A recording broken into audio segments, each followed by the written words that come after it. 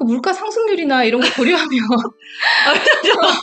그렇네요. 월급 빼고 다 오른다고 하는데 뭐 월급이랑 위자료 빼고 다 오른다고 할 정도로 예, 정말 변동이 별로 없고요.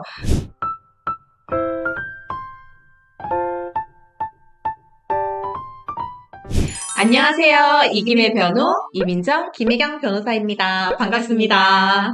네, 오늘 이야기해 볼 주제는 정말 핫한 키워드죠. 불륜. 부정행위. 네. 지난번에 저희가 이제 배우자 불륜 증거 잡는 법 이런 걸로 콘텐츠를 만들었었는데 굉장히 반응이 좋아서 네. 1만 뷰가 넘었습니다. 1만 뷰. 네. 와. 그래서 오늘은 불륜, 부정행위에 대한 또 다른 이야기. 과연 어디까지가 불륜인가? 우리 법원이 인정하는 부정행위의 범위가 어디까지인가? 예, 실제 사례들 통해서 생생하게 알려드리려고 합니다. 아무래도 실제 사례들 좀 얘기하다 보니까 굉장히 흥미롭고 조금은 적나라한 그런 얘기들 나올 것 같으니까요. 끝까지 시청 부탁드리고요. 그 예전에 간통죄가 존재했던 시절에는 어떻었나요? 우리나라에는 이제 간통죄가 2015년도에 헌법재판소 위헌 결정이 나고 2016년도에 형법이 개정이 되면서 완전히 삭제가 됐잖아요. 사실 저희가 이제 일한 지 13년이 되다 보니까 간통죄가 있었던 시절과 간통죄가 없었던 시절 전부 다 지금 일을 하고 있는데 어떤지 너무 궁금합니다. 네. 근데 간통죄 존재하던 그 당시에도 사실 간통죄로 실제 처벌받는 예는 그렇게 많지는 않았는데요. 뭐 여러 가지 이유가 있었겠지만 가장 큰 이유를 꼽으라면 아무래도 그 간통죄의 그 범죄를 입증하기가 너무 힘들었습니다. 당시 법 규정에 배우자 있는 자가 간통한 때라고 했는데 이때 간통의 의미가 성적 결합행위, 그러니까 성관계를 의미하는 거였고요. 그러니까 성관계가 이르기 전에도 수많은 그 부정행위의 단계들이 있는데 그게 다 있다고 하더라도 실제 그 성관계 자체를 입증하지 못하면 간통죄로 처벌이 안 됐던 거거든요. 그래서 예전에 막 그런 얘기도 있었잖아요. 모텔 앞에서 지키고 있다가 시간 보고 딱 들어가는. 맞아. 경찰 대동에서 정말을 막 사건 현장을 덮쳐서 이렇게 하지 않는다는 사실상 증거 확보가 어려웠기 때문에 현실적인 제약이 상당히 있었죠. 간통죄가 폐지된 이후에 완전 이제 대한민국이 불륜 공화국이 되었다. 뭐 TV 등 방송 매체에서도 불륜을 미화한다. 막 그런 거 있잖아요. 유명한 드라마에서 사랑에 빠진 게 죄는 아니잖아. 이러잖아요. 삿바죄야. 삿바죄요. 그래서 이제 간통죄가 부활해야 된다는 목소리가 굉장히 커지고 있는데 하지만 현실적으로 간통죄가 이미 사라졌기 때문에 그거를 부활한다는 거는 어려울 거고 이제 오늘은 간통죄 폐지 이후에 우리 법원이 불륜을 어떠한 기준으로 판단을 하고 있는지에 대해서 이야기를 나눠볼까 합니다. 네. 간통죄가 폐지될 당시에 법조계나 국민 여론이 어땠었냐면 이제 형사상 처벌이 없어지니까 위자료가 대폭 상향이 돼야 된다. 그리고 상향될 것이다. 이제 이런 의견들이 많았었거든요. 근데 간통죄가 존재하던 시절 그리고 사라진 시절 우리가 다 가사 전문 변호사로서 지금 일을 해봤지만 체감하기로 위자료 금액의 변동이 크게 있지가 않습니다. 그냥 똑같은 것 같아요. 네. 비슷한 수준이고요. 네. 그 물가 상승률이나 이런 거 고려하면 그러네요. 월급 빼고 다 오른다고 하는데 뭐 월급이랑 위자료 빼고 다 오른다고 할 정도로 예, 정말 변동이 별로 없고요. 그러니까 우리 법원이 이제 부정행위를 한 배우자나 상간자에게 인정하는 위자료 금액이 한 1,000에서 3,000 정도? 맞아요. 예, 정도밖에 안 되거든요. 그래서 저희가 상담할 때 가장 많이 받는 질문이 변호사님 저 위자료 얼마나 받을 수 있나요? 변호사님 최대치로 받아주세요. 막 이런 얘기들 많이 듣는데 사실 저희가 이제 희망적인 답변을 드리기가 좀 어려운 그런 상황이긴 하죠. 그러면 사실 간통죄가 폐지된 상황에서는 유일하게 당사자들을 구제할 수 있는 수단이 민사 가사소송을 통해서 이제 위자료 부분일 텐데 이제 금융치료가 돼야 되는 거죠. 그래서 우리 법원이 인정하는 위자료 액수가 대폭 상승돼야 되는 거는 당연한 것 같고요. 그렇다면 이제 간통죄 폐지 이후에 달라진 게 도대체 뭐냐라고 한다면 이제 우리 법원이 부정행위, 그러니까 불륜, 외도의 개념을 과거보다 훨씬 더 폭넓게 인정하고 있는 부분인 것 같습니다. 네. 과거의 간통죄로 처벌받게 하려면 성관계에 직접적인 증거가 있어야 했던 반면에 현재 민사 가사상 손해배상에서의 부정행위를 판단할 때는 직접적인 성관계, 뭐 깊은 단계의 스킨십 이런 것이 아니더라도 굉장히 넓게 이제 판단하고 있잖아요. 네, 맞습니다. 우리 판례는 민사 가사상 불법 행위로 인정되는 부정행위란 간통보다 넓은 개념으로 부부의 정조 의무에 충실하지 않는 일체의 부정행위가 이에 포함된다라고 하면서 저도. 근데 사실 구체적 상황에 따라서 판단해야 된다라고 하고 있죠. 그래서 어느 정도 이제 어떤 행위를 부정행위로 인정할 것인지에 대한 재량이 재판부에 맡겨져 있습니다. 제가 했던 케이스 중에 의뢰인이 남편과 15년 전에 혼인 전에 이제 남편과 연인 사이였던 어떤 여성이 있었는데 네. 그 여성과 이제 혼인 중에도 계속 외도를 하는 게 아닌가 하는 의심을 계속 해왔거든요. 근데 좀 애매했던 부분이 이 사람들이 단둘이 잘 안 만나고요. 그 무리지어서 이제 술자리를 하거나 뭐 이렇게 만나니까 좀 애매한 부분이 있었던 너무 거죠. 애매하다. 예, 예. 단순한 친구 사이라고는 설명할 수 없는 그런 여러 정황들이 존재를 했는데 일단은 전화, 문자, 카카오톡 이런 거를 너무 자주 하고 그 문자 중에는 좀 애정 표현을 한 그런 내용들도 있었고요. 근데 문제는 주고받은 대화 내용의 수위가 그렇게 높지가 않았습니다. 뭐 음담패설이나 어떤 성적인 내용을 주고받으면 이거는 정말 빼박인데. 빼박 증거다라고 할 텐데 그게 아니고 주로 뭐 안부를 묻고 뭐 일상을 공유하고 막 서로 응원하고 네.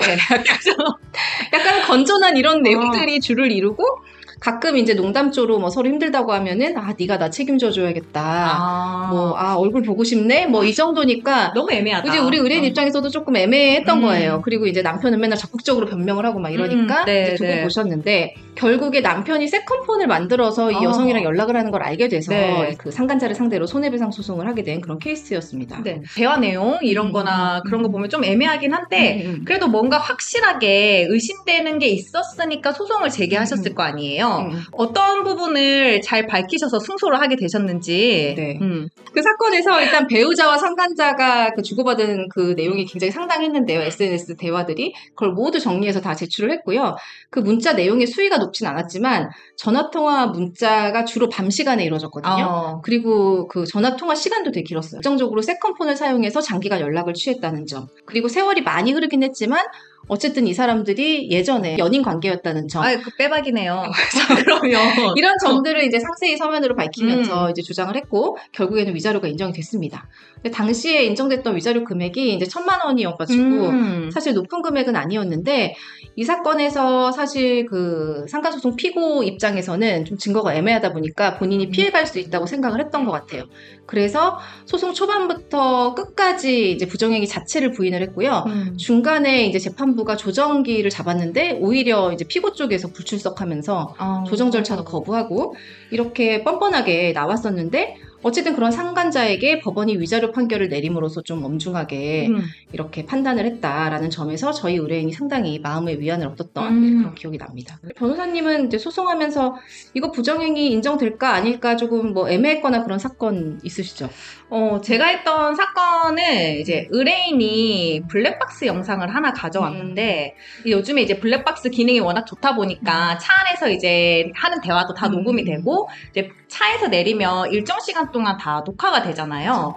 그런데 그 블랙박스 안에서 나누는 대화 내용이 그냥 되게 평범한 대화인 거예요. 두 분이 이제 직장 동료였는데 그냥 회사 생활에 대한 뭐 이런 얘기를 하고 특별하게 연인 관계라고 의심될 만한 대화는 없었고요.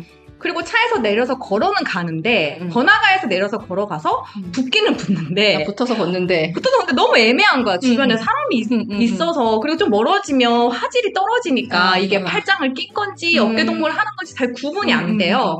그래서 의뢰인분이 본인도 이제 긴가민가 하시면서 변호사님 이 증거로 상간소송이 가능할까요? 라고 해서 찾아오셨던 사건이 있었습니다.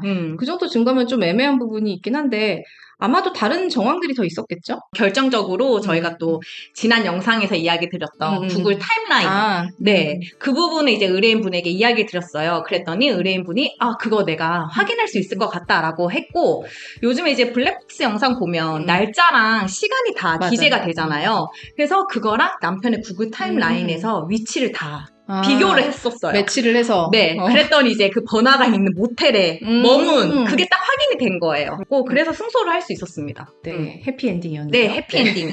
네. 결국 실무에서 사건을 해보면 결정적인 증거, 뭐 성관계의 어떤 사진이라던가, 뭐 성관계를 언급한 대화 내용이라던가 이런 것들로 이제 불륜이 인정되는 경우도 있지만 수위가 낮은 그런 증거의 경우에도 다른 증거와 정황들로 부강을 해서 잘 설명을 하고 판사님을 설득시키면 이제 승산이 있는 것 같습니다. 저도 이제 뭐 또 다른 사건도 하나 떠오르는데 어머님이 연세가 있으시고 애들 다 대학 보내고 적적하신 거예요. 그래서 이제 친구 삼아 취미 삼아 이제 콜라텍을 가셨는데 콜라텍에서 이제 어떤 분을 만나신 거죠. 그래서 뭐 두 분 사이 대화를 하는데 그냥 대화 내용 되게 평범해요. 뭐 콜라텍에 언제 올 거냐, 뭐 자기야 이렇게 하는데 그것도 살짝 애매해. 대화 내용이 그냥 뭐 친하게 지내는 친구끼리 자기야라는 호칭이 긴가민가 하지만 쓸 수도 있을 정도의 대화 내용이에요. 그러니까 어르신들이 또 서로 자기야 이런 거 맞아요. 많이 맞아요. 끼리도 자기야. 맞아. 습관적으로 그러잖아요.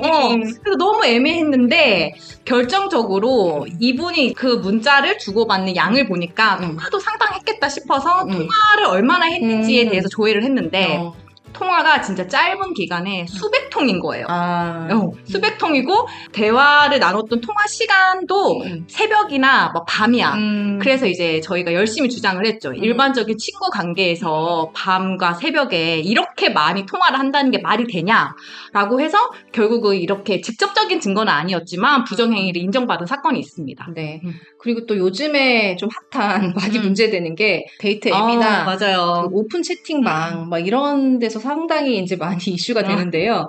그런 데서 이제 성적인 대화를 서로 나누고 뭐 만남을 기약하고 이제 이렇게 한 경우에 실제로 그 앱을 매개로 해서 그 대화 상대방이랑 만남을 가져서 어떤 부정한 행위를 하지 않았다고 하더라도 거기서 어떠한 대화로 그냥 그런 것들을 시도를 하고 문단패설을 나누고 한 그 자체만으로도 이제 부정행위가 인정된 그런 케이스도 최근에 있었습니다. 네, 결국은 이제 나는 상대방과 성관계를 하지 않았다, 스킨십은 하지 않았다라고 하더라도 이제 배우자가 있는 사람인 거를 알면서도 이제 소위 썸만 타는 관계였다 하더라도 이제 불륜으로 인정돼서 손해배상 책임을 질 수 있다는 것을 다시 한번 강조하고 싶습니다. 간통죄도 폐지된 상황에서 이제 민사나 가사 손해배상이 유일한 그 피해자의 구제 수단인 이런 상황에서 법원이 이렇게 부정행위의 개념을 넓게 판단하고 있는 경향에 대해서는 이제 개인적으로 바람직하다고 생각하고요. 다만 부정행위를 인정했으면 액수가 그 위자료 금액도 좀 화끈하게 지금 수준보다는 조금 상향되는 게 맞지 않나. 그래야지 어느 정도 불륜을 저지른 그 사람들에게도 좀 엄중한 경고가 되고 또 피해자 입장에서도 좀 실질적인 위로가 될 수 있는 그런 납득할 만한 금액으로 위자료가 점진적으로라도 좀 상향되는 것이 맞지 않나 하는 것이 이제 개인적인 생각입니다. 오늘 영상 보시면서 이 경우 부정행위가 인정될 수 있을까 없을까 이렇게 궁금하시면 댓글로 남겨주시면 저희가 답변 드리도록 하겠습니다. 네, 그리고 저희에게 큰 힘이 되는 구독과 좋아요도 한번 눌러주시고요. 네, 지금까지 이김의 변호였습니다. 또 만나요.